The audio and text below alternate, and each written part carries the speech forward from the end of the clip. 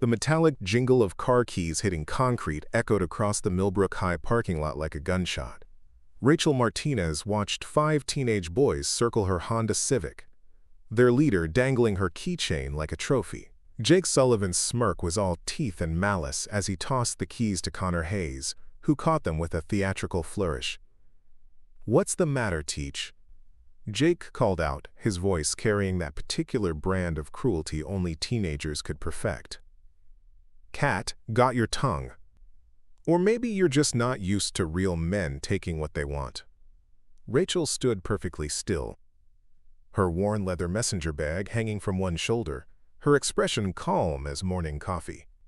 The autumn wind whipped through her dark hair, but she didn't move to brush it away. Around them, other students had stopped to watch, phones already emerging from pockets.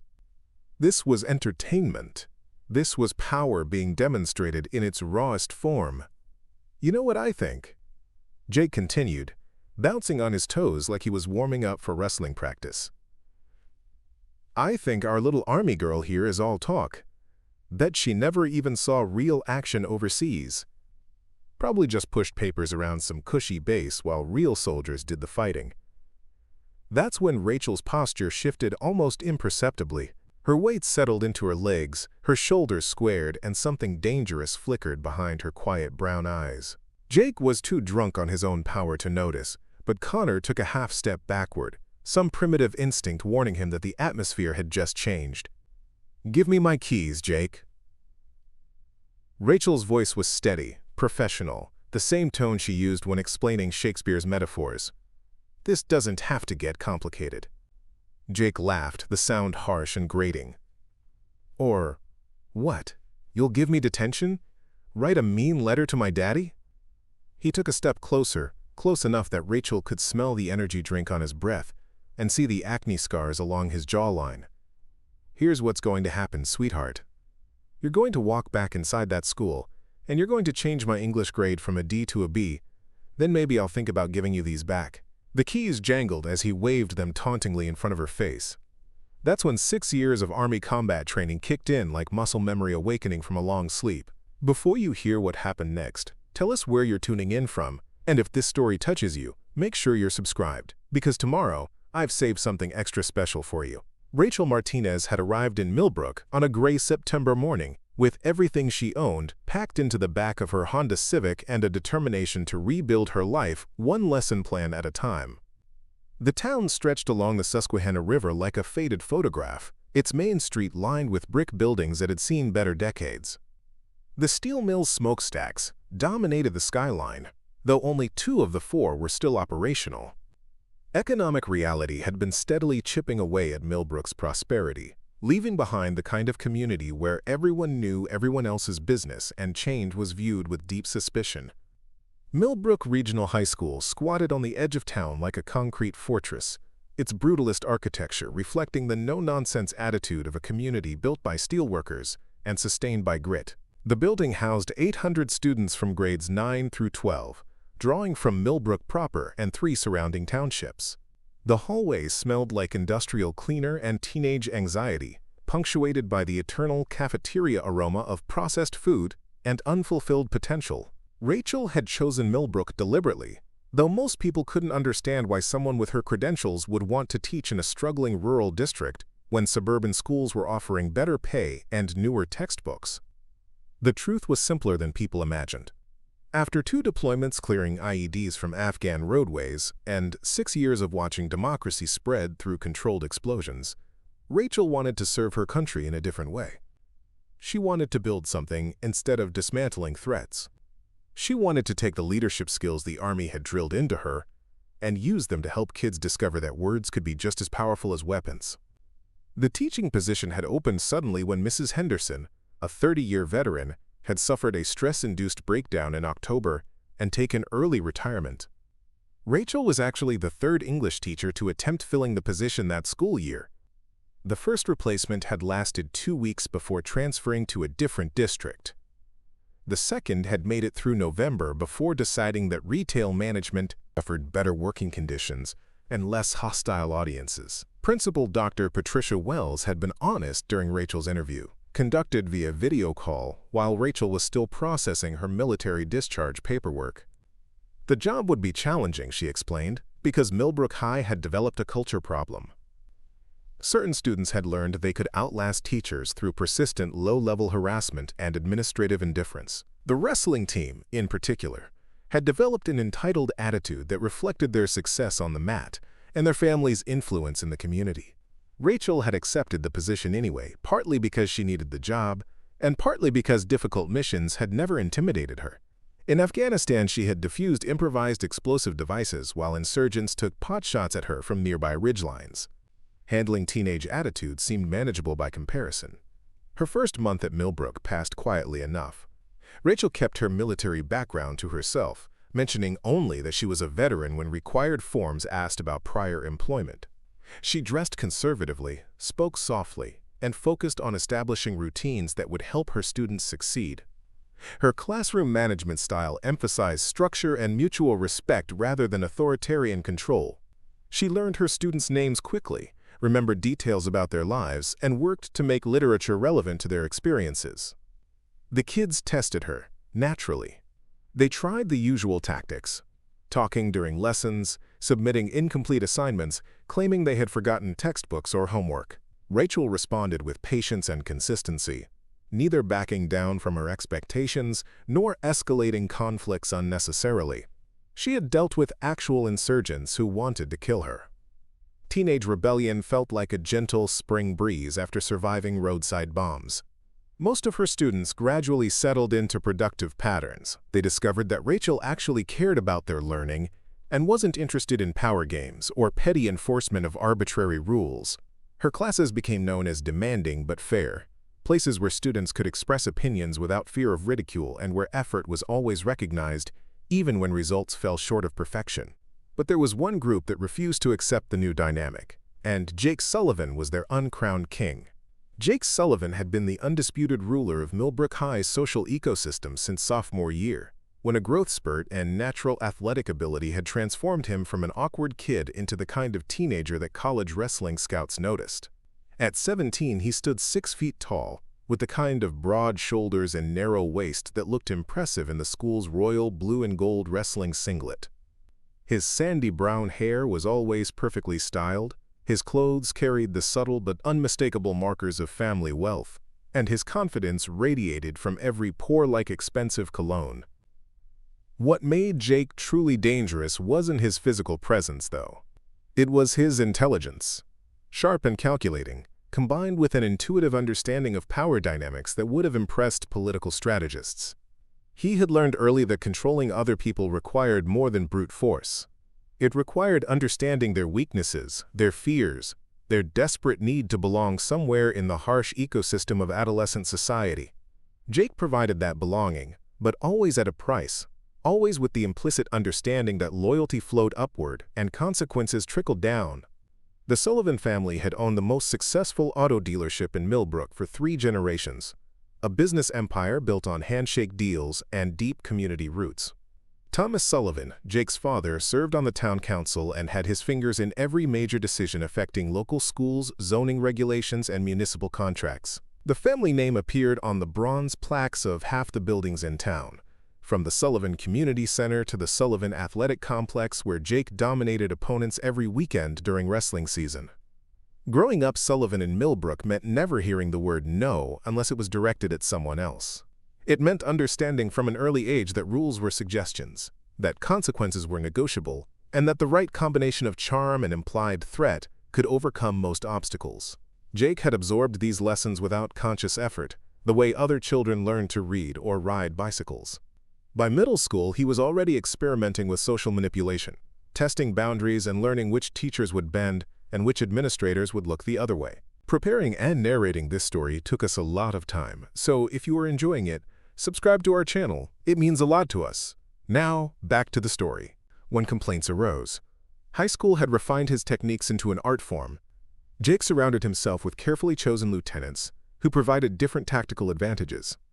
Connor Hayes brought athletic credibility and family connections to the football program. Mason Reed offered technological skills and a willingness to handle the more creative aspects of harassment campaigns. Austin Brooks provided physical intimidation when subtlety failed. Dylan Carter served as the group's digital documentation specialist, capturing moments of dominance that could be shared across social media platforms, cementing Jake's reputation and warning potential challengers about the consequences of resistance. The system worked beautifully for everyone except the targets, and Jake had developed sophisticated criteria for victim selection. He avoided students with protective older siblings, anyone whose parents had genuine political influence, or kids whose families could afford serious legal representation. Instead, he focused on the isolated ones, the scholarship students, the kids from broken homes or struggling families. Teachers represented particularly attractive targets because they were constrained by professional requirements and district policies that limited their response options. Jake had perfected a graduated escalation strategy that began with subtle disrespect and built systematically toward more overt challenges. The process typically started with small infractions, arriving late to class, talking during instruction, submitting assignments that barely met minimum requirements. When teachers attempted to address these behaviors, Jake would respond with exaggerated compliance that bordered on mockery, technically following directions while making it clear that his cooperation was temporary and conditional. The next phase involved more direct challenges to authority, questioning grading decisions in front of other students, making inappropriate comments that required formal responses, and organizing group resistance to classroom policies. Jake understood that most teachers would attempt to handle problems independently rather than involving administrators, partly from professional pride and partly from recognition that principals had limited time and patience for classroom management issues that should be resolved at the teacher level. If these preliminary tactics succeeded in establishing dominance, Jake would typically maintain pressure through intermittent harassment designed to keep teachers constantly off balance. Random disruptions, passive-aggressive compliance, and strategic alliance building with other influential students created environments where instruction became secondary to classroom management. Weak teachers eventually retreated into survival mode, lowering expectations and avoiding confrontation in exchange for minimal cooperation. But if teachers proved resistant to initial pressure, Jake was prepared to escalate systematically until they either submitted or self-destructed. This was where his understanding of adult psychology became particularly valuable. Teachers were trained to maintain professional demeanor under stress, but they were still human beings with emotional breaking points and personal vulnerabilities. Jake had learned to identify these pressure points through careful observation and strategic information gathering. Mrs. Henderson, the previous English teacher, had provided an excellent case study in systematic psychological warfare. Jake had begun with standard classroom disruption tactics, but when she proved surprisingly resilient, he had shifted toward more personal attacks.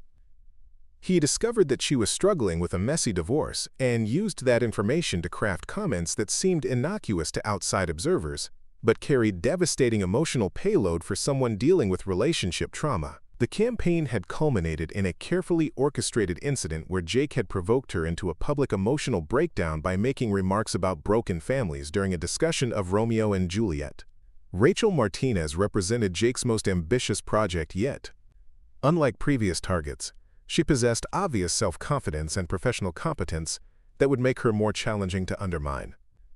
She also carried herself with a kind of quiet authority that Jake found personally threatening, as if she saw through his carefully constructed persona to something smaller and more insecure underneath. But these very qualities made her a more valuable target, because defeating someone genuinely strong would enhance his reputation far more than crushing another weakling. Jake had spent weeks studying Rachel's routines, gathering intelligence about her background, and probing for vulnerabilities. The military service intrigued him because it suggested combat experience. But Jake reasoned that female veterans were probably administrators or support personnel rather than actual fighters. Besides, military training focused on following orders and respecting authority, qualities that should make her easier to manipulate rather than harder. The key insight Jake had developed was that Rachel's greatest apparent strength might actually be her critical weakness.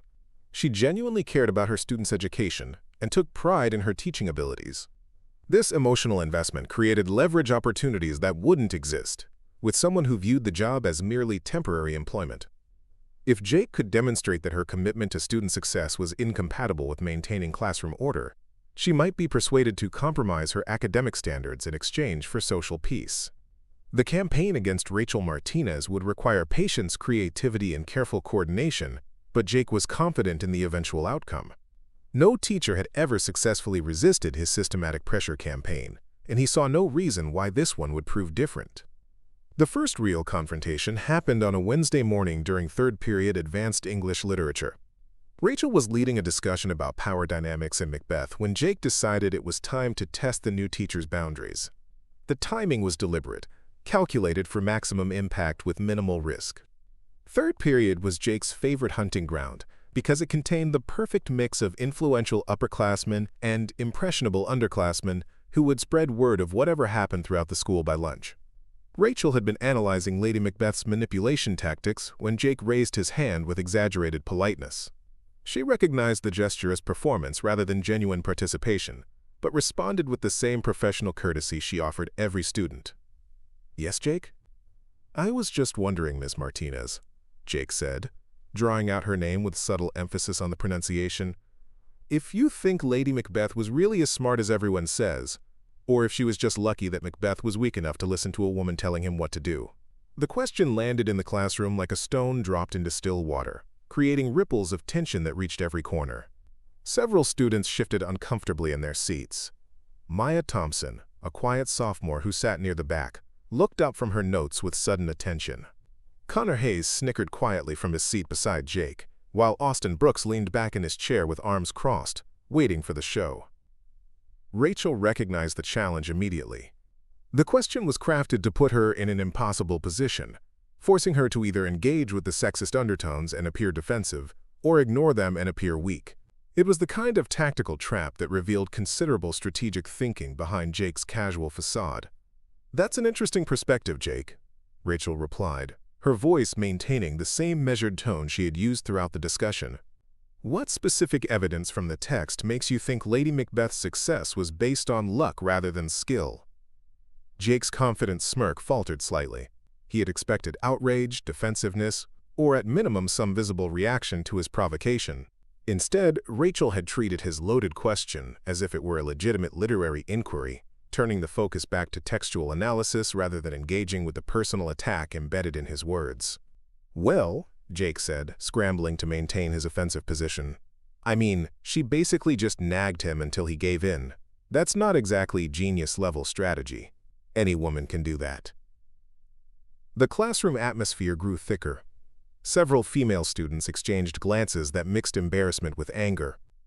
Mason Reed shifted nervously, sensing that Jake might be overplaying his hand. But Rachel remained unruffled, treating the escalation as an opportunity for deeper literary exploration rather than a personal confrontation. "So you're suggesting that Lady Macbeth's influence was based on repetition rather than persuasion," Rachel said, moving toward the whiteboard where she had been mapping character relationships. "Let's examine that theory against the actual text. Connor, would you read Lady Macbeth's speech from Act 1, Scene 7, starting with, 'Was the Hope drunk?'" Connor looked uncertainly at Jake, caught between following the teacher's instruction and maintaining solidarity with his friend. The pause stretched long enough to become uncomfortable before Connor cleared his throat and began reading Lady Macbeth's manipulation of Macbeth's masculine pride and ambition. As Connor read, Rachel wrote key phrases on the whiteboard, highlighting the sophisticated psychological techniques Lady Macbeth employed. She dissected the character's strategic appeals to honor, courage, and destiny, demonstrating how each argument was precisely calibrated to exploit Macbeth's specific insecurities and desires. "Notice how she doesn't simply repeat the same request," Rachel explained, underlining specific phrases. "She systematically dismantles his objections by questioning his courage, his word, and his vision of himself. She offers concrete planning details that address his practical concerns, while simultaneously challenging his identity as a man and a warrior. This isn't nagging, Jake. This is psychological warfare, conducted by someone who understands her target's vulnerabilities better than he understands them himself." Jake's face flushed red as the implications of Rachel's analysis sank in. By treating his sexist comment as a springboard for serious literary discussion, she had inadvertently highlighted his own crude manipulation tactics, while demonstrating intellectual sophistication that made his provocations seem juvenile by comparison.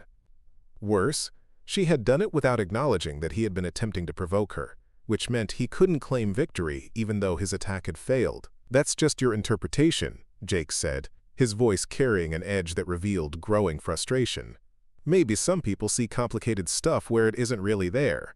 Maybe Lady Macbeth was just a pushy wife and Macbeth was a weak husband." "Absolutely," Rachel agreed, surprising him again with her ready acceptance of his alternative reading. "Literary interpretation is subjective, and different readers bring different perspectives to the text. Your reading emphasizes the gender dynamics and suggests that Macbeth's downfall stems from his failure to maintain traditional masculine authority. That's actually a legitimate critical approach that several feminist scholars have explored." She turned back to the whiteboard, adding Jake's interpretation to the analysis already displayed there.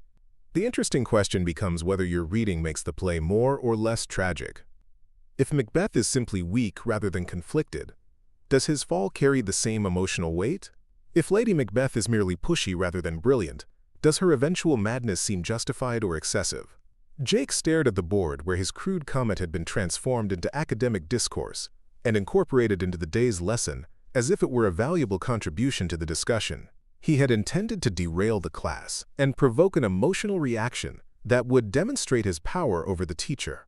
Instead, Rachel had absorbed his attack, redirected the energy toward educational purposes, and somehow made him look like an active participant in serious literary analysis. The strategy was so unexpected that Jake found himself temporarily off balance, uncertain how to respond. His usual tactics relied on predictable adult reactions that he could exploit or escalate. But Rachel's response followed no familiar pattern, leaving him without obvious next moves. Austin Brooks attempted to rescue the situation by raising his hand and asking, "But don't you think it's kind of weird that we're supposed to admire a woman who basically convinced her husband to commit murder? Like, if this happened today, wouldn't she be considered just as guilty as he was?" Rachel nodded thoughtfully, treating this question with the same serious consideration she had given Jake's provocation. "That raises important questions about moral responsibility and influence versus action. Let's consider how modern legal systems would handle conspiracy charges in a case like this."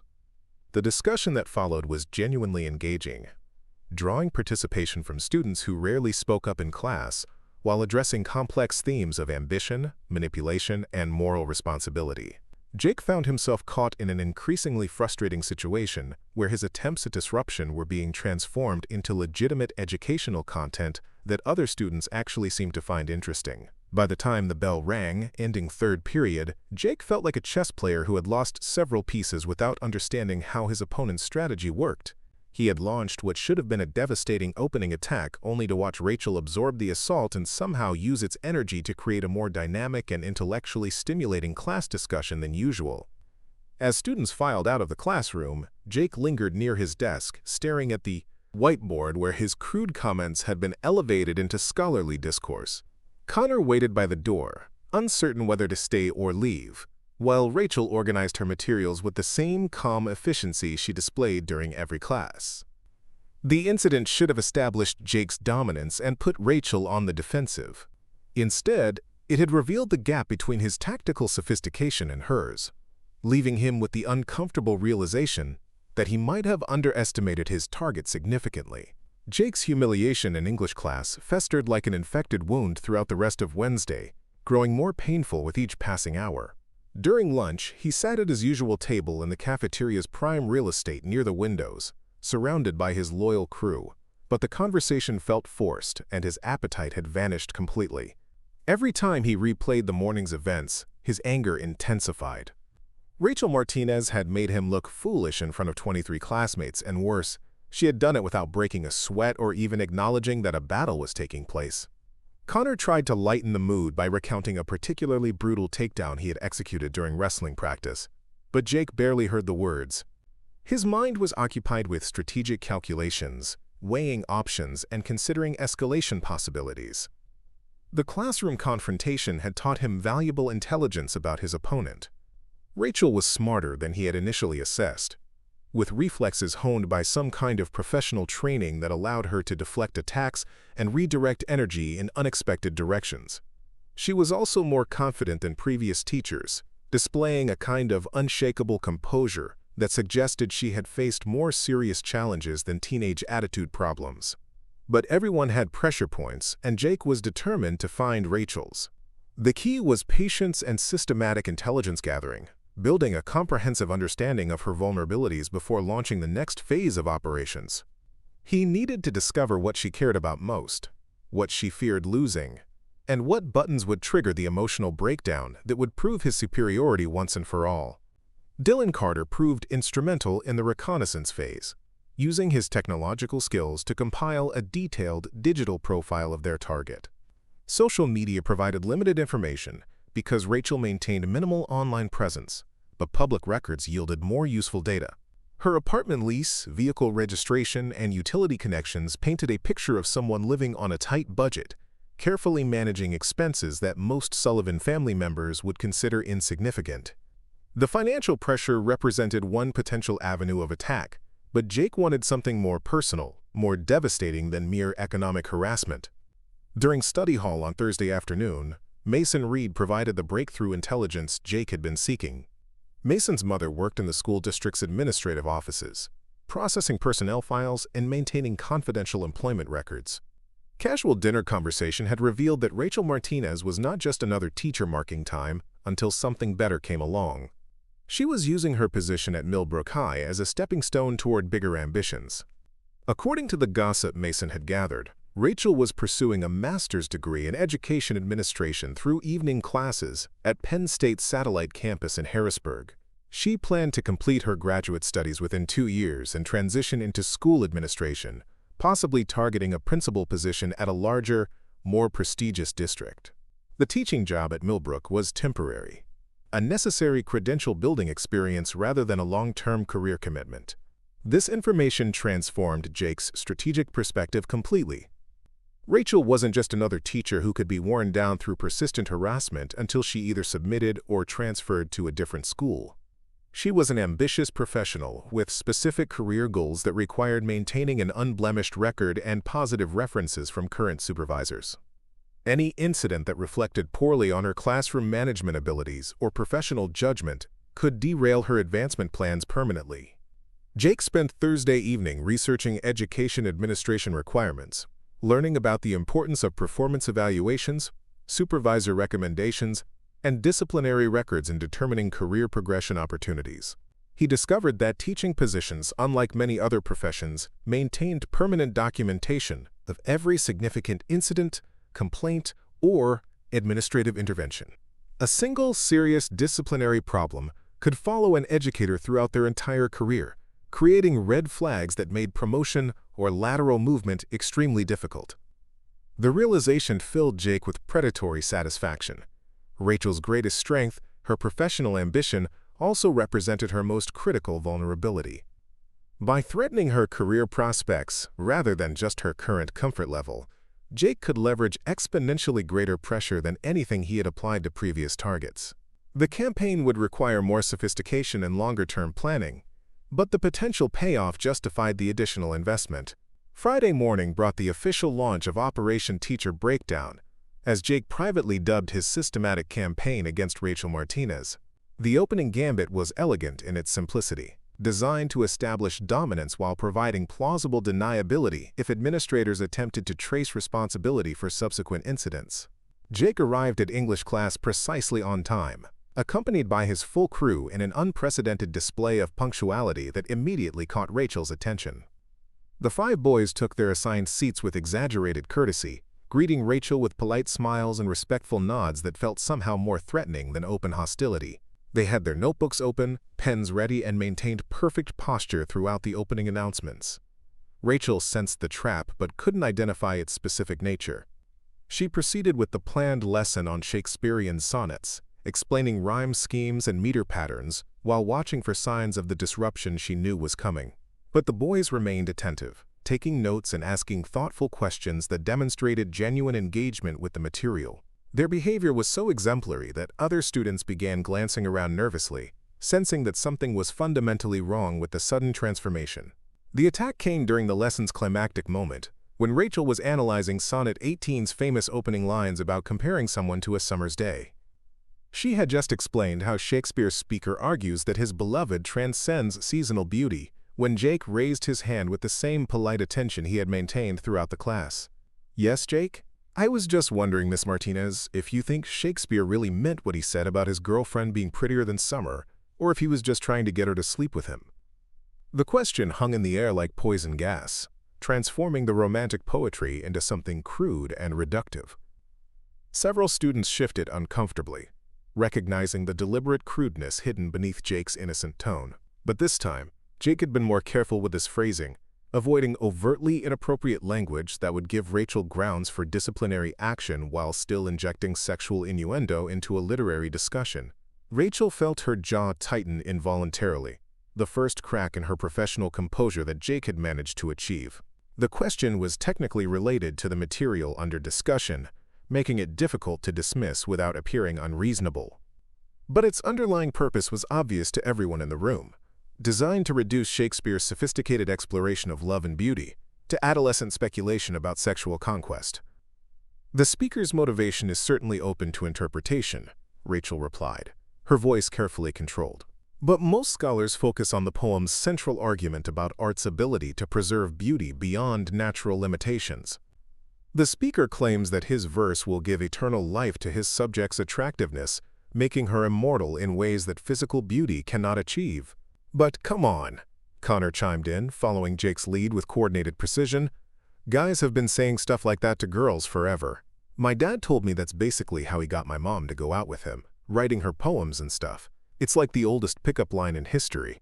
Austin Brooks nodded sagely, adding his own contribution to the systematic degradation of the lesson's intellectual content. Yeah, and it worked pretty well for Shakespeare, right? Didn't he have like a bunch of girlfriends? Dude was probably getting more action than anyone else in England. Rachel realized she was facing a coordinated assault designed to derail the class discussion by reducing complex literary themes to juvenile sexual speculation. The boys were staying just within the boundaries of acceptable classroom discourse, while systematically poisoning the educational environment.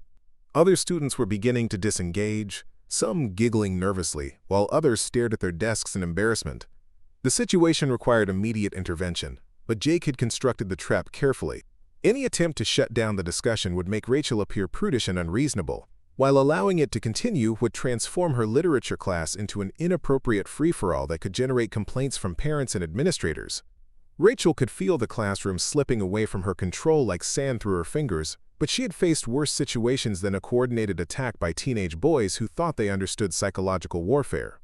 In Afghanistan, she had dealt with actual insurgents who planted explosives designed to kill her and her unit. Compared to roadside bombs and sniper fire, Jake Sullivan's amateur hour manipulation tactics felt more like an irritating buzzing mosquito than a genuine threat. She made a decision that surprised everyone in the room, including herself. Instead of trying to regain control of the derailing discussion, she leaned into it completely, using Jake's crude redirection as a teaching opportunity that would demonstrate exactly how sophisticated Renaissance poetry differed from contemporary pickup lines. You raise fascinating points about the relationship between romantic poetry and courtship rituals, Rachel said, moving to the whiteboard with renewed energy. Let's explore how Shakespeare's approach to love poetry actually differed from typical seduction techniques of his era. Jake, since you seem particularly interested in this angle, why don't you research Elizabethan courtship customs for Monday's class and present your findings about how poets actually functioned in romantic relationships during the Renaissance? Jake's confident smirk evaporated as he realized Rachel had just assigned him homework as punishment for his disruption, disguised as recognition of his apparent expertise on the subject. The assignment was perfectly reasonable within the context of their discussion, making it impossible to refuse without appearing lazy or uninterested in the very topic he had introduced. Connor, you can research the historical accuracy of contemporary assumptions about Shakespeare's personal relationships. Austin, I'd like you to examine how modern pickup lines compare to 16th century love poetry in terms of linguistic sophistication and emotional complexity. Mason, you can analyze whether the effectiveness of romantic communication has improved or declined over the past 400 years. Within 5 minutes, Rachel had transformed Jake's coordinated disruption into a week's worth of additional research assignments that would require genuine academic work while keeping the boys occupied with the very subjects they had tried to use for derailment purposes. The other students watched in fascination as their teacher systematically outmaneuvered what should have been a devastating attack, turning the energy of the assault back on the attackers themselves. The bell rang before Jake could formulate an effective response to Rachel's tactical reversal. As students filed out of the classroom, he lingered near his desk, staring at the whiteboard where Rachel had written the research assignments in neat, precise handwriting. His name was at the top of the list, associated with a project that would require him to spend hours learning about Elizabethan poetry and courtship customs, exactly the kind of scholarly work he had been trying to avoid. "Need any clarification on the assignment requirements, Jake?" Rachel asked pleasantly, organizing her materials with the same calm efficiency she displayed after every class. Her tone was perfectly professional, giving no indication that she recognized the morning's events as anything more than an energetic classroom discussion that had generated interesting research opportunities. Jake felt his face burning with humiliation as he realized that Rachel had not only deflected his attack but had somehow used its momentum to assign him additional work while making the entire process appear like natural academic progression. He mumbled something about checking the requirements later and hurried toward the door, desperate to escape before his embarrassment became even more obvious.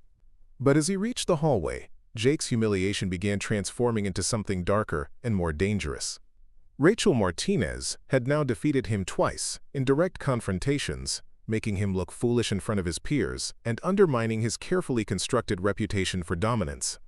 The situation had moved beyond simple harassment and entered the realm of personal vendetta. Jake could not allow a teacher, especially a female teacher, to consistently outmaneuver him without responding with escalated pressure that would re-establish his authority. The weekend provided time for strategic planning and intelligence gathering. Jake spent Saturday afternoon at his father's auto dealership, ostensibly helping with inventory management but actually pumping Thomas Sullivan for information about school district politics and personnel policies. The conversation revealed valuable intelligence about Principal Dr. Wells's management style and the kinds of incidents that triggered serious administrative attention.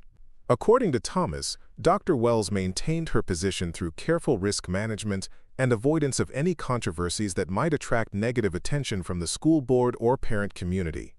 She was particularly sensitive about incidents involving teacher competence or classroom management failures, especially when such problems occurred with newer faculty members who lacked tenure protections. Any situation that generated parent complaints or questioned a teacher's ability to maintain professional standards could result in immediate administrative intervention and possible employment termination. This information crystallized Jake's evolving strategy. Rather than continuing direct classroom confrontations where Rachel had proven surprisingly effective at deflecting his attacks, he would shift toward creating situations that reflected poorly on her professional competence and judgment. The goal was not to defeat her in head-to-head intellectual combat, but to generate administrative pressure that would force her resignation or termination, regardless of her tactical skills. Sunday evening brought the opportunity Jake had been waiting for. Dylan Carter's surveillance of Rachel's daily routines had revealed that she stayed late every Sunday to prepare lesson plans and grade papers, usually leaving the school building around 8 o'clock when the parking lot was nearly empty. The timing created perfect conditions for an incident that would appear spontaneous, while actually being carefully orchestrated to maximize Rachel's professional vulnerability. Monday morning's plan was elegant in its simplicity. Jake would create a confrontation that forced Rachel into an impossible choice between maintaining her professional demeanor and protecting herself from escalating harassment. If she remained passive, Jake would demonstrate his dominance in front of witnesses and establish precedent for future escalations. If she responded aggressively, Jake would have documentation of unprofessional behavior that could be used to generate administrative complaints and parent concerns about her fitness for classroom responsibilities. The setup required perfect timing and coordination among Jake's crew. During lunch period, when student parking lot access was technically prohibited but rarely enforced, the 5 boys would position themselves near Rachel's Honda Civic and wait for her to return from the faculty meeting that always ran long on Mondays. Dylan would document everything from a concealed position, creating video evidence that could be edited to support whatever narrative proved most advantageous after the confrontation concluded. Rachel emerged from the school building at exactly 12:45, carrying her usual leather messenger bag and a stack of papers that needed to be transported to her afternoon classes. She had changed from her morning outfit into more casual clothes suitable for lunch duty supervision, trading her professional blazer for a simple cardigan that made her appear smaller and less authoritative than usual. Jake felt his pulse quicken as Rachel approached her vehicle, unaware that 5 teenage predators were about to spring a carefully orchestrated trap. Everything was proceeding according to plan, with Dylan already recording from his concealed position behind a maintenance shed and the other boys spreading out to surround Rachel's car in a pattern that would prevent easy escape. The moment Rachel reached for her car door handle, Jake stepped out from behind a nearby pickup truck where he had been waiting. His appearance was perfectly timed to seem coincidental rather than planned, as if he had simply happened to be in the parking lot when Rachel arrived. "Hey there, Miss Martinez," Jake called out, his voice carrying the same false friendliness he had used during recent classroom disruptions. "Fancy meeting you out here. Having a good day?" Rachel paused with her hand on the door handle, immediately recognizing that something was wrong with the situation. Students were not supposed to be in the parking lot during lunch period, and Jake's presence felt too convenient to be accidental. Her military training had taught her to trust instinctive warning signals, and every nerve in her body was currently screaming that she was walking into an ambush. "Hello, Jake," she replied carefully, keeping her voice neutral while scanning the area for additional threats. "Shouldn't you be in the cafeteria with the other students?" "Oh, you know how it is," Jake said with an exaggerated shrug, taking a step closer to Rachel's position. "Sometimes a guy needs some fresh air, needs to stretch his legs a little. Gets claustrophobic sitting in those plastic chairs all the time." As Jake spoke, Connor Hayes emerged from the opposite side of the parking lot, followed by Mason Reed and Austin Brooks. The boys moved with practiced coordination, forming a loose semicircle that cut off Rachel's most obvious escape routes, while maintaining enough distance to appear casual rather than threatening. To outside observers, it might look like a chance encounter between teacher and students rather than a carefully planned confrontation. Rachel's tactical assessment of the situation was immediate and professional. 5 opponents with significant size and strength advantages, positioned to limit her mobility options, in a location with minimal chance of intervention by other adults. The setup suggested either intimidation or escalation toward physical confrontation, neither of which could be resolved through her usual strategy of intellectual deflection and professional composure. "I need to get back to my classroom," Rachel said firmly, reaching for her car keys while keeping her eyes on Jake's position. "You boys should return to the building before someone notices you're not where you're supposed to be." "Ah, come on, Miss Martinez," Jake replied, his tone becoming more aggressive as he sensed Rachel's growing tension. "We're just having a friendly conversation. No need to rush off like we're some kind of dangerous criminals or something. We're honor students, remember? Wrestling team, football team, basketball team. Pillars of the community."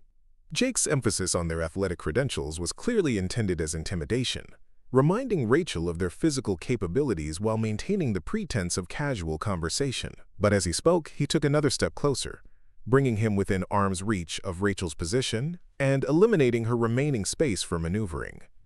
"Besides," Jake continued, his voice dropping to a more menacing register, "we've been thinking about our research assignments from Friday's class. The ones you gave us about Shakespeare and pickup lines and all that romantic poetry stuff.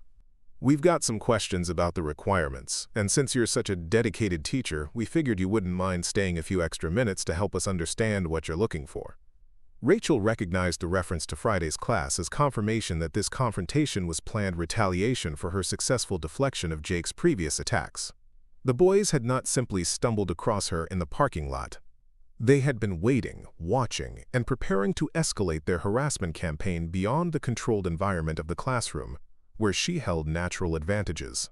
"Any questions about assignments should be addressed during class time or office hours," Rachel said, her voice remaining steady despite the obvious threat represented by 5 teenage boys surrounding her car. "I'll be happy to discuss your research projects tomorrow during regular class period." "But that's the thing, Miss Martinez," Austin Brooks said, speaking for the first time as he moved to block Rachel's path toward the school building. "We don't really want to wait until tomorrow. We're excited about learning, you know? Really motivated to get started on this important academic work you assigned us." The mockery in Austin's voice was unmistakable, making it clear that the boys had no genuine interest in their research assignments. This was about power, dominance, and retaliation for perceived slights against Jake's authority.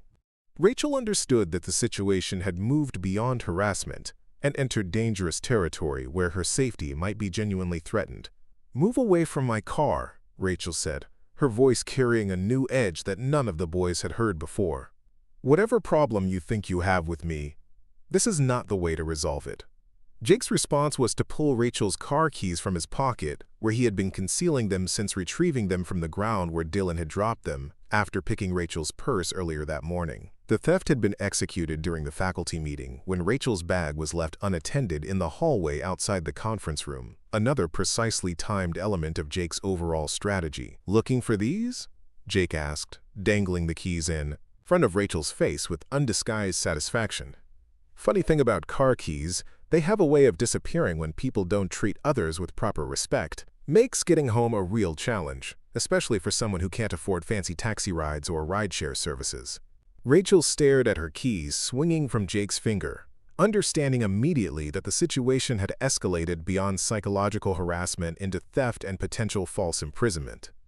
The boys were no longer simply testing her professional boundaries or trying to undermine her classroom authority. They were committing actual crimes that could result in serious legal consequences if reported to proper authorities. But reporting the incident would require proving that the theft was intentional rather than accidental, and Jake had been careful to create ambiguity about how the keys had come into his possession. Dylan's video documentation would undoubtedly show Jake returning lost property to a careless teacher rather than stealing keys from someone who had misplaced them. The narrative would favor the boys unless Rachel could definitively prove criminal intent, which seemed unlikely given their careful planning and coordination. "Give me my keys, Jake," Rachel said, her voice dropping to a tone that carried unmistakable authority. 6 years of military service had taught her how to project command presence even in disadvantageous tactical situations, and that training was beginning to surface despite her efforts to maintain civilian teacher persona. "Or what?" Jake asked, his voice dripping with contempt as he tossed the keys to Connor Hayes, who caught them with theatrical flair. "You'll give us detention? Write a nasty note to the principal? Call our parents and tell them we were mean to the substitute teacher?" Jake's reference to Rachel as a substitute teacher was calculated insult, designed to emphasize her temporary status and lack of institutional protection. But as he spoke, he stepped even closer to Rachel's position, invading her personal space in a way that crossed clear boundaries of appropriate behavior between student and teacher. "You know what I think, Miss Martinez?" Jake continued, his voice becoming more aggressive with each word. "I think you're just another fake tough girl who talks big but folds the moment someone actually stands up to her. I think you're scared, and I think you should be scared, because this is our school, our town, our territory. You're just a visitor here, and visitors need to understand their place." That was the moment when Rachel Martinez stopped being a patient English teacher trying to maintain professional composure and became something much more dangerous. Jake had made several critical tactical errors in his escalating harassment campaign, but the worst was his fundamental misunderstanding of what kind of person he was actually confronting. Rachel had not spent 6 years in the United States Army pushing papers around a desk or filing reports in some air-conditioned office building. She was a combat engineer who had volunteered for the most dangerous assignments available to female personnel, specializing in explosive ordnance disposal and route clearance operations in active combat zones. She had defused improvised explosive devices while enemy snipers took shots at her from surrounding rooftops. She had led convoys through areas where previous patrols had been destroyed by roadside bombs and ambush attacks. More importantly for Jake's immediate situation, Rachel had received extensive training in hand-to-hand combat, close-quarters battle techniques, and tactical response to multiple attackers in confined spaces.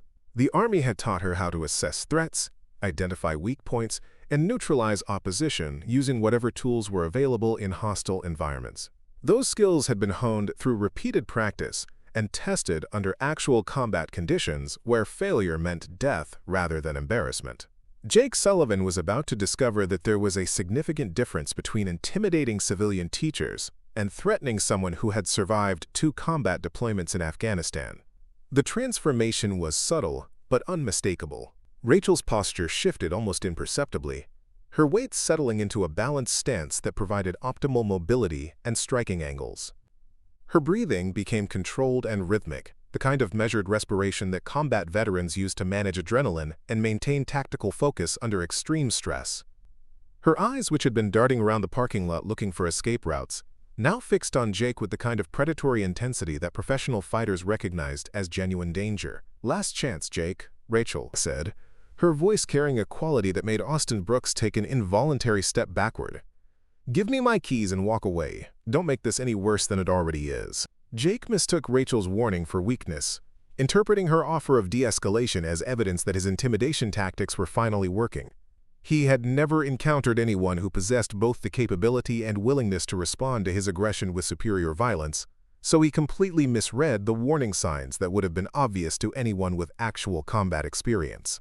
"I don't think so, sweetheart," Jake said, reaching out to grab Rachel's shirt collar in a gesture that was meant to demonstrate his physical dominance while humiliating her in front of his crew. "I think it's time someone taught you how things really work around here."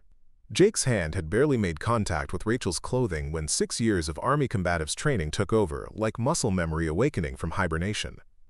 Her response was instantaneous, precise, and devastatingly effective. Rachel's left hand shot up and trapped Jake's grabbing hand against her chest, controlling his arm and preventing him from pulling away. Her right hand simultaneously struck Jake's elbow joint with a short, sharp blow that hyperextended the joint beyond its normal range of motion. The combination of control and strike created a textbook armbar that sent Jake to his knees within half a second of initiating contact. The speed and efficiency of Rachel's response shocked everyone watching, including Rachel herself. She had not consciously decided to use military combatives against a teenage student. Her body had simply reacted to a physical threat, using the most effective techniques available, executing maneuvers that had been drilled into her through thousands of hours of practice and combat application. Jake's scream of pain and surprise echoed across the parking lot as his knees hit the asphalt, and his arm was locked in a position that promised immediate fracture if he attempted to resist or escape. The confident, aggressive teenager who had been threatening Rachel seconds earlier was suddenly reduced to a helpless victim whose continued well-being depended entirely on his teacher's restraint and mercy. "Connor, drop the keys and step back," Rachel commanded, her voice carrying the kind of absolute authority that made Connor Hayes comply immediately without conscious thought. The keys hit the ground with a metallic jangle as Connor raised his hands in surrender, his face pale with shock at the sudden reversal of power dynamics. Mason Reed and Austin Brooks froze in place, uncertain whether to help their leader or flee the scene. Neither boy had ever witnessed anything like Rachel's lightning-fast dismantling of Jake's aggression, and both were struggling to process the reality that their mild-mannered English teacher had just defeated their strongest, most confident member with a single, fluid motion. "Dylan, I know you're recording this," Rachel called out toward the maintenance shed where Dylan Carter was hidden with his phone camera. "You might want to make sure you capture the part where Jake grabbed me first, because that's going to be really important when we review the footage with police and school administrators." Dylan's face appeared briefly above the shed's edge before disappearing again, but not before Rachel caught his expression of absolute terror. The boys had expected to document their own dominance and Rachel's humiliation, but instead they had recorded evidence of assault and battery that could result in serious criminal charges against all 5 participants. "Please," Jake gasped, his voice strained with pain as Rachel maintained control of his arm. "Please let me go. I'm sorry. I didn't mean anything. It was just a joke." Rachel looked down at the boy who had been terrorizing her for weeks, seeing him clearly for the first time, without the facade of confidence and aggression that normally concealed his essential weakness. Jake Sullivan was not a dangerous predator or criminal mastermind. He was a scared, insecure teenager who had learned to use intimidation and social manipulation to mask his own vulnerabilities and inadequacies. But understanding Jake's psychological motivations did not change the reality that he had just committed assault against a teacher in front of multiple witnesses, escalating a harassment campaign into criminal behavior that required formal response regardless of Rachel's personal feelings about mercy or forgiveness. "The joke is over, Jake," Rachel said, her voice remaining calm despite the adrenaline coursing through her system. "So is your little campaign to drive me out of this school. You crossed a line today that you can't uncross, and now we're going to deal with the consequences like adults." Rachel released Jake's arm and stepped back, allowing him to struggle to his feet while keeping herself positioned to respond if any of the other boys decided to continue their attack. But Connor, Mason, Austin, and Dylan all remained frozen in place, their earlier bravado completely evaporated in the face of Rachel's unexpected competence and their leader's humiliating defeat. Here's what's going to happen, Rachel continued, picking up her keys from where Connor had dropped them. You're all going to walk back to the school building and report to Principal Wells's office immediately. You're going to explain exactly what happened here, including the theft of my property and Jake's assault. If you're very honest and very cooperative, this might get resolved through school discipline rather than criminal prosecution. Jake cradled his injured arm against his chest, his face streaked with tears of pain and humiliation. The confident swagger that had defined his personality for the past 3 years was completely gone, replaced by the fearful compliance of someone who had discovered that actions carried real consequences. "What if we don't?" Mason Reed asked, his voice barely above a whisper. "What if we just leave and pretend this never happened?" Rachel's smile was not particularly warm or reassuring. "Then I call the police, press charges for theft and assault, and let the criminal justice system sort everything out. Your choice, but I'd recommend option 1 if you want to have any chance of playing sports this season or graduating with your class." The boys exchanged glances that mixed fear with resignation. Jake's defeat had shattered their group confidence and revealed the fundamental weakness of their entire social structure. Without their leader's aggressive dominance, they were just frightened teenagers facing consequences for behavior they had never imagined would be challenged. "Come on," Connor said quietly, helping Jake to his feet and supporting his injured arm. "Let's go talk to Dr. Wells before this gets any worse." The 5 boys walked slowly toward the school building, their earlier coordination replaced by the shambling gait of defeated soldiers retreating from a battlefield.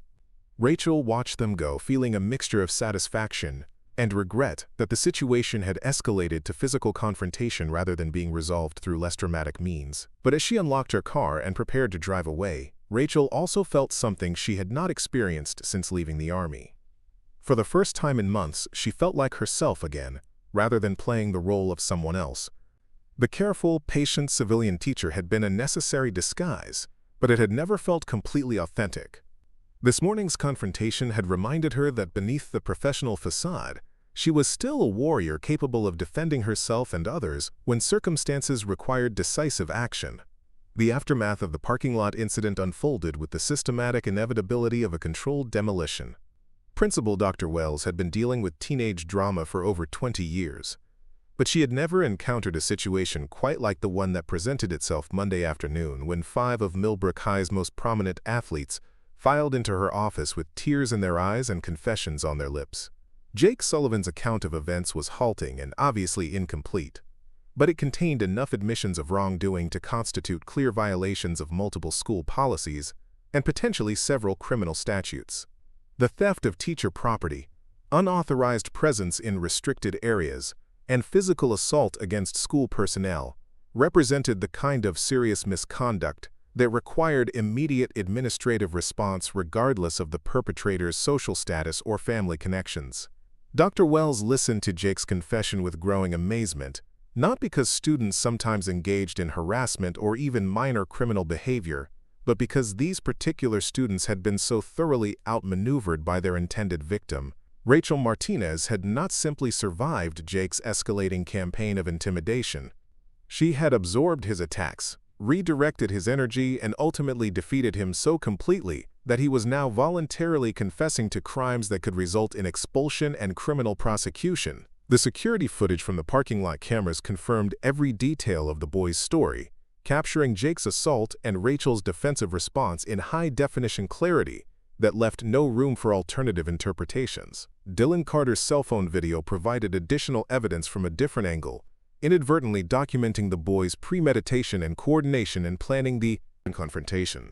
But the most damning evidence was Jake's own behavior during the confession process. The confident, aggressive teenager who had terrorized teachers and students for years was gone, replaced by someone who seemed genuinely shocked by the consequences of his actions. Jake appeared to be experiencing his first real encounter with failure and accountability, concepts that his privileged upbringing had successfully shielded him from until this moment. Dr. Wells placed calls to the boys' parents while they waited in her outer office under security supervision.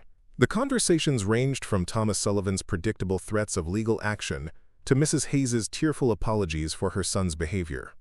But regardless of family reactions, the evidence was too clear and the violations too serious for administrative discretion or creative interpretation. By Tuesday morning, all 5 boys had been suspended pending formal disciplinary hearings. Jake faced potential expulsion for assault against a teacher, while his accomplices confronted lesser but still serious consequences for their participation in the planned harassment campaign. The wrestling and football teams lost key players during critical portions of their seasons, creating ripple effects throughout the school's athletic programs and social hierarchies. The story spread through Millbrook High's student body, with the velocity of gossip amplified by social media. But the narrative that emerged was far different from the one Jake had intended to create. Instead of demonstrating his dominance over a weak teacher, the incident became a cautionary tale about the dangers of underestimating quiet people and the consequences of escalating harassment beyond reasonable boundaries.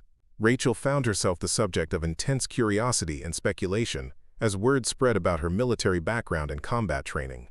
Students who had barely noticed her presence began studying her with newfound respect and wariness, while colleagues who had dismissed her as another temporary teacher started viewing her as a valuable asset for the school's discipline and safety programs. The transformation in classroom dynamics was immediate and dramatic. Students who had been testing boundaries and pushing limits suddenly became model citizens who completed assignments on time and participated enthusiastically in literary discussions. Word of Jake's defeat had apparently convinced even the most rebellious teenagers that challenging Rachel Martinez was a losing proposition that promised swift and decisive consequences. But the most significant change was in Rachel herself. The careful restraint and patient tolerance that had characterized her early months at Millbrook had been replaced by quiet confidence and natural authority that made classroom management almost effortless. She no longer needed to work constantly to maintain order or deflect challenges to her competence. Her students now understood exactly who they were dealing with, and that understanding created an environment of mutual respect that benefited everyone involved. The formal disciplinary hearings took place the following week, conducted with the kind of bureaucratic thoroughness that school districts employed when legal liability was a concern. Jake's father hired expensive attorneys who argued for reduced consequences based on their client's previously clean record and promising athletic future.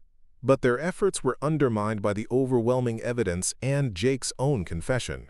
The hearing panel, composed of school board members and district administrators, reviewed security footage, witness statements, and expert testimony about appropriate disciplinary responses to assault against school personnel. The proceedings had the formal atmosphere of a criminal trial, with Jake sitting beside his lawyers looking smaller and more frightened than anyone who knew his reputation would have believed possible. Rachel testified about the escalating harassment campaign that had preceded the physical assault, describing Jake's systematic efforts to undermine her classroom authority and professional competence.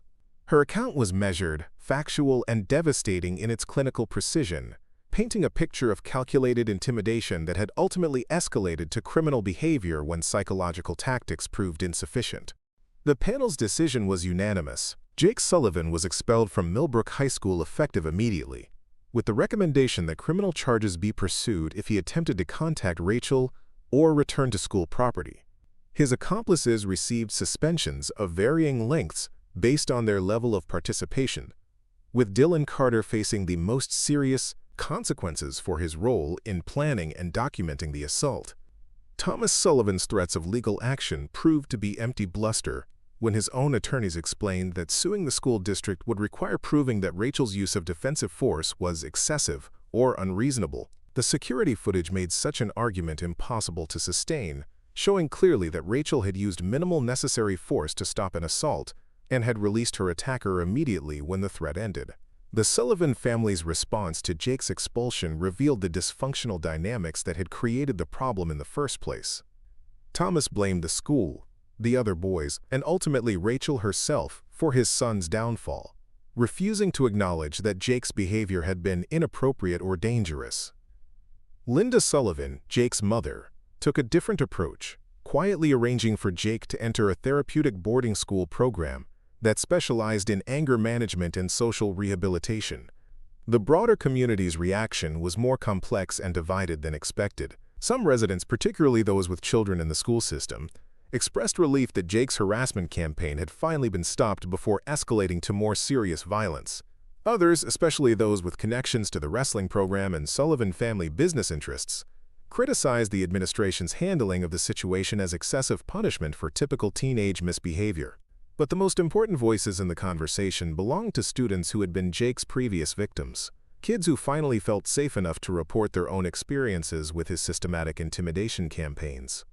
The stories that emerged painted a picture of harassment and abuse that had been ongoing for years, protected by family influence and administrative indifference, until Rachel's arrival changed the power dynamics completely. Maya Thompson, the quiet sophomore who had witnessed Jake's classroom disruptions, became an unexpected leader in advocating for stronger anti-bullying policies and support systems for harassment victims.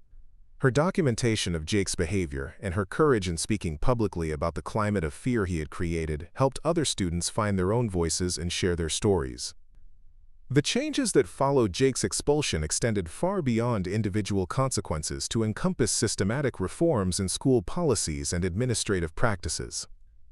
Dr. Wells implemented new protocols for investigating harassment complaints, mandatory training for faculty and staff on recognizing intimidation tactics, and anonymous reporting systems that allowed victims to seek help without fear of retaliation. Rachel found herself appointed to the school's newly created Discipline and Safety Committee, where her military experience and tactical knowledge proved invaluable in developing response protocols for various threat scenarios. Her recommendations for crisis management and de-escalation techniques became standard training materials for teachers throughout the district. The most unexpected development was the emergence of a student-led support group for harassment victims, facilitated by the school counseling department but driven by students who wanted to create safe spaces for reporting problems and seeking help. Maya Thompson and several other students who had been Jake's targets became peer counselors who helped younger students recognize warning signs and develop effective response strategies. Rachel's reputation as a teacher who would not tolerate harassment or intimidation spread beyond Millbrook High to other schools in the district, where her methods and protocols were studied and adapted for local conditions. She began receiving invitations to speak at education conferences about classroom management techniques and the application of military leadership principles in civilian educational settings. But perhaps the most meaningful recognition came from her own students, who presented her with a handwritten letter signed by everyone in her English classes. The letter thanked her not just for stopping Jake's harassment campaign, but for creating an environment where learning could take place without fear of ridicule or intimidation. The final chapter of the story came 6 months later, when Rachel received an unexpected visitor during her office hours. Jake Sullivan appeared in her classroom doorway looking older and more mature than she remembered, his previous arrogance replaced by something that might have been genuine humility. "Miss Martinez," Jake said quietly, standing in the doorway without entering the classroom uninvited. "I was wondering if I could talk to you for a few minutes. If you have time, if you're not too busy."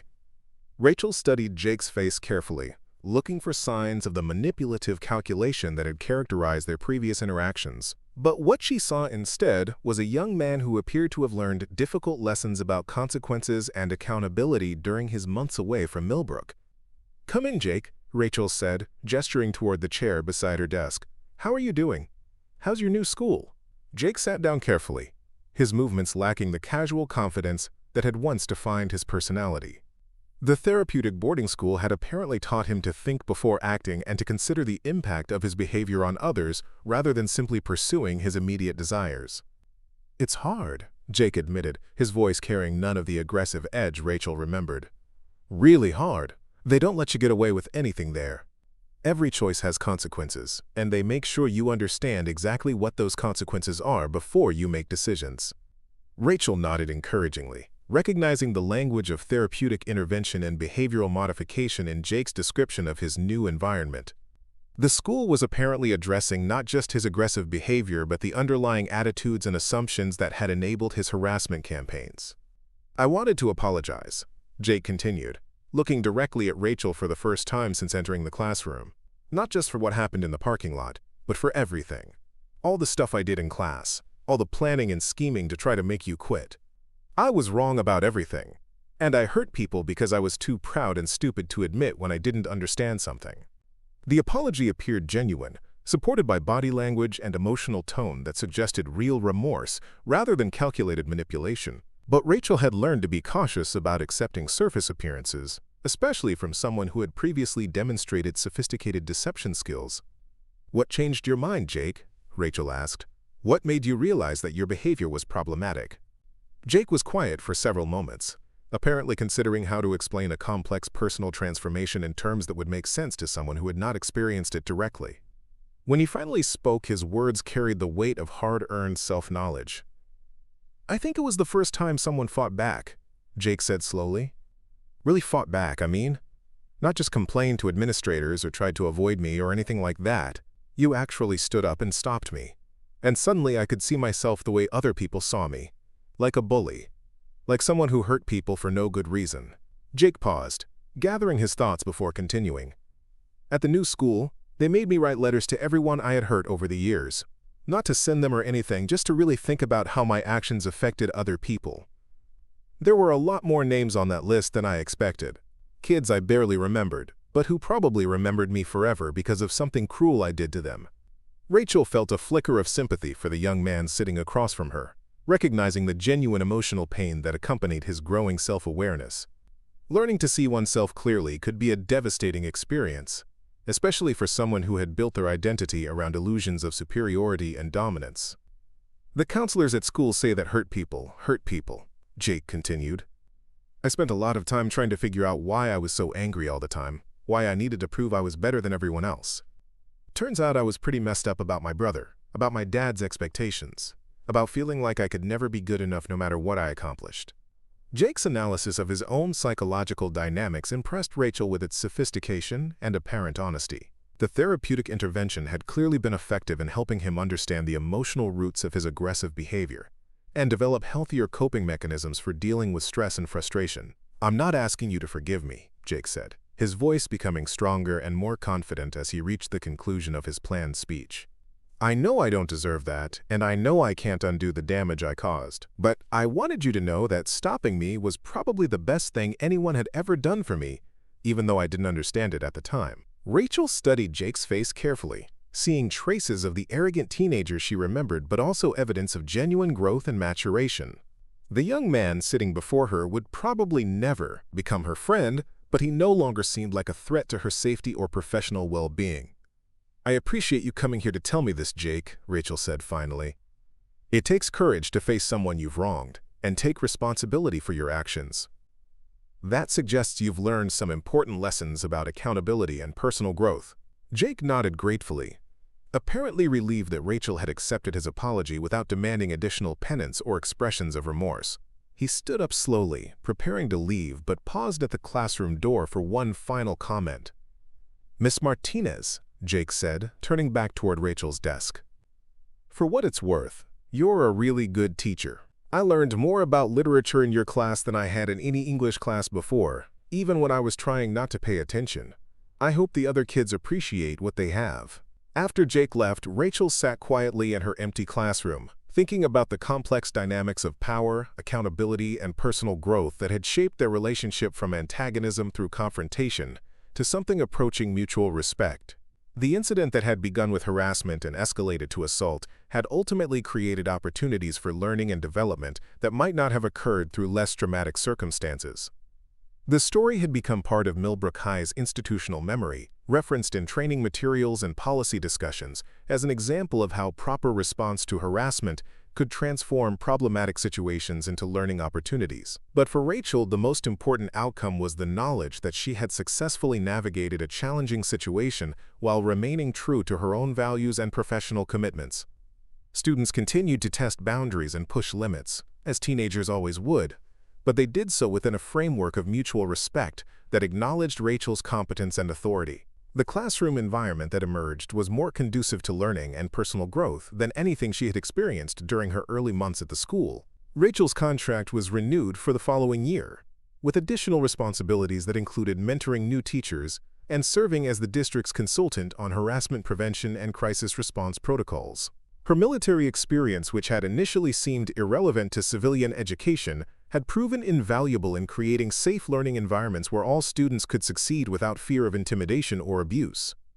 The Honda Civic that had been the target of Jake's final assault attempt continued to serve Rachel faithfully, carrying her between home and school each day as she built the kind of teaching career she had envisioned when leaving the Army.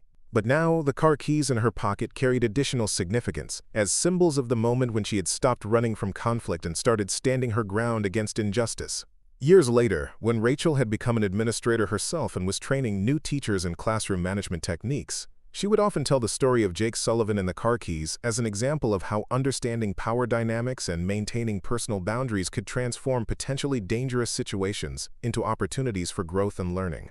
But she always emphasized that physical confrontation should be the absolute last resort, used only when all other options had been exhausted and personal safety was genuinely threatened. The lesson she wanted her trainees to understand was not that teachers should prepare for combat with their students, but that projecting confidence and maintaining clear boundaries could prevent most problems from escalating to dangerous levels. Respect was earned through competence, consistency, and the willingness to enforce reasonable expectations rather than through intimidation or aggressive displays of authority. Rachel Martinez had come to Millbrook High School planning to serve her community through education rather than military force, hoping to build something positive rather than destroy enemy threats. The confrontation with Jake Sullivan had forced her to use skills she had hoped to leave behind, but ultimately it had confirmed that her transition from soldier to teacher was not about abandoning her warrior identity, but about finding new ways to protect and serve others. The parking lot where everything had changed remained the same, but Rachel no longer felt vulnerable when walking to her car after long days of teaching and administrative responsibilities. She had learned that strength came not from avoiding conflict, but from having the skills and confidence to handle whatever challenges arose, whether they involved disarming improvised explosive devices in Afghanistan or stopping teenage bullies in Pennsylvania. Up next, you've got two more standout stories right on your screen. If this one hit the mark, you won't want to pass these up. Just click and check them out.